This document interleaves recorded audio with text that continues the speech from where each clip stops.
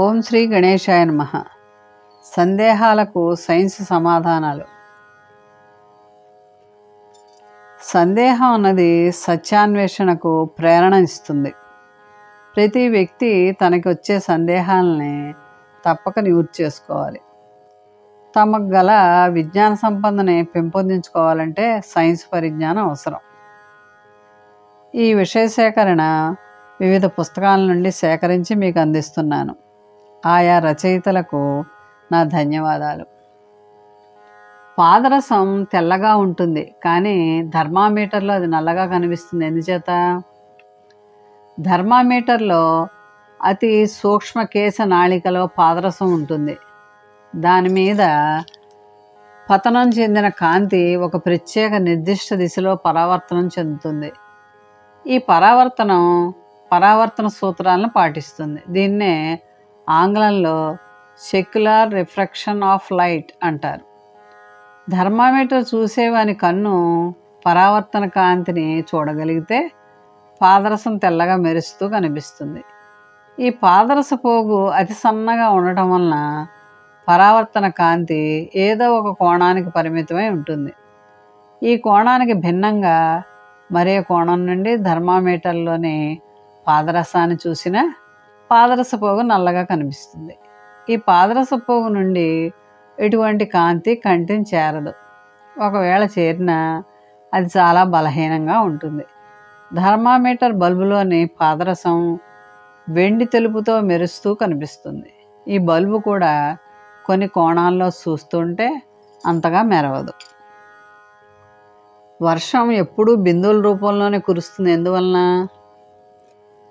మేఘాల నుండి తయారయ్యే నీటి బిందువుల వ్యాసం బాగా తక్కువగా ఉంటుంది. 1 నుంచి 10 మైక్రాన్ల వరకు ఉంటుంది. మైక్రాన్ అంటే మీటర్లో 10 లక్షల వంతు.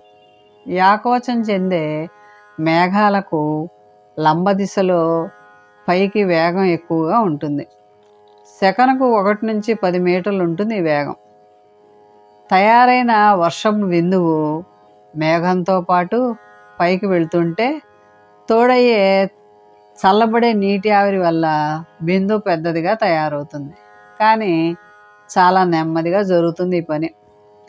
2 బిందువులు పైకి వెళ్ళడంతో ఢీకొనడం వల్ల కలిసిపోయి నీటి బిందువు పెద్దదవుతుంది. 2కు మించిన నీటి బిందువులు కూడా ఏకమవుతూ ఉంటాయి.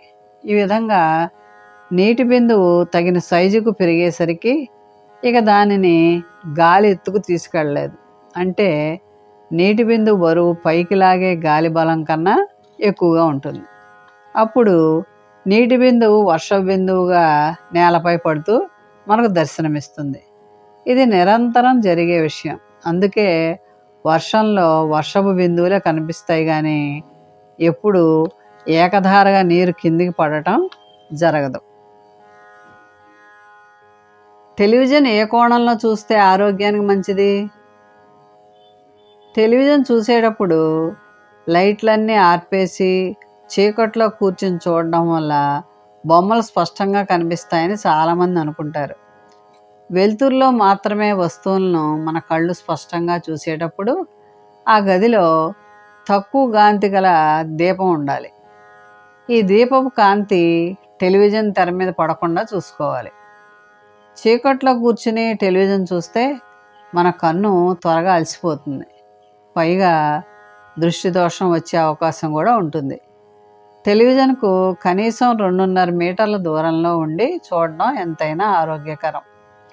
మనిషి కూర్చుని ఉన్నప్పుడు క్షితిజ సమాంతరంగా దృష్టిని సారిస్తే ఆ దిశలో 15 డిగ్రీల కోణంలో టెలివిజన్ తెర మధ్య భాగం ఉండే విధంగా టెలివిజన్ అమర్చుకోవాలి. దీనివల్ల మెడ కండరాలు ఎక్కువగా శ్రమపడవు. భోజనాల గదిలో సీట్లు ఎత్తుగాను, డ్రాయింగ్ రూమ్లో సీట్లు ఎత్తు తక్కువగాను ఉంటాయి. వాటికి అనుగుణంగా టెలివిజన్ని తగిన ఎత్తులో అమర్చుకుని చూడాలి. గ్యాస్ స్టవ్ బర్నర్ వద్ద మంట సిలిండర్ వరకు పోయి అందులోని గ్యాస్ని మండించదేమిటి? బర్నర్ రంధ్రాల ద్వారా బయటకు వచ్చే గ్యాస్ మండటానికి కావలసిన ఆక్సిజన్ను చుట్టూ ఉన్న గాలి నుండి తీసుకుంటుంది.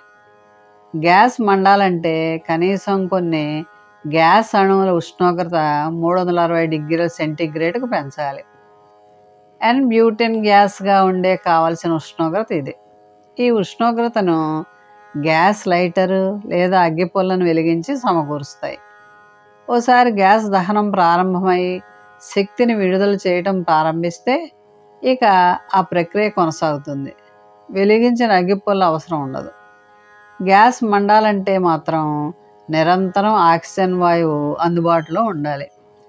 గ్యాస్ ఆక్సిజన్ల మిశ్రమం నిష్పత్తి ఘనపరిమాణంగా 1.5:8.5 ఉన్నంత వరకు గ్యాస్ మండుతుంది. ఈ నిష్పత్తి గది ఉష్ణోగ్రత వద్ద సమకూడాలి. సిలిండర్ వద్దకు మంట ప్రయాణం చేయలేకపోవడానికి కారణం గ్యాసుకు తోడుగా రబ్బర్ గొట్టంలో ఆక్సిజన్ అందుబాటులో లేకపోవడమే. సిలిండర్కు ఎక్కడైనా లీకేజ్ ఉంటే అది ఏ స్పార్క్ అయినా అంటుకుని పేలుడు సంభవిస్తుంది. ఎందుకంటే సిలిండర్ సమీపంలో గ్యాస్ అణువులు మండటం వల్ల ఉష్ణోగ్రత బాగా పెరుగుతుంది. దాంతో సిలిండర్లోని గ్యాస్ పీడనం బాగా పెరిగిపోయి పేలుడు సంభవిస్తుంది. రబ్బర్ గొట్టానికి చిన్న రంధ్రం ఉంటే కూడా పేలుడు సంభవించే అవకాశం ఉంటుంది. పరిశ్రమల్లో ఉపయోగించే గొట్టాల లోపల రక్షణ కోసం పూత ఉంటుంది. గ్యాస్ గొట్టం వద్ద ఎక్కడైనా లీక్ అవుతుంటే లోపల పూత కరిగి గొట్టం కన్నానికి బ్రెడాగా తయారవుతుంది. అందువల్ల ప్రమాదం జరగకుండా నివారించబడుతుంది.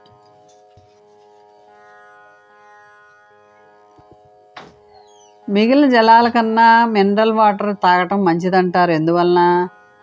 నూతి నీటి కన్నా ఏటిలో పారే నీటిలో ఎన్నో ఖనిజ లవణాలు కరిగి ఉంటాయి. అందుకే ఇటువంటి నీటిని మినరల్ వాటర్ అంటారు. కొన్ని రకాల మినరల్ వాటర్స్లో సూక్ష్మ రూపంలో పోషకాలు ఉంటాయి. అంతేకాక కోబాల్ట్, కాపర్, జింక్, మ్యాంగనీస్ వంటి మూలకాల ఆనవాళ్లు కూడా ఈ నీటిలో ఉంటూ ఉంటాయి.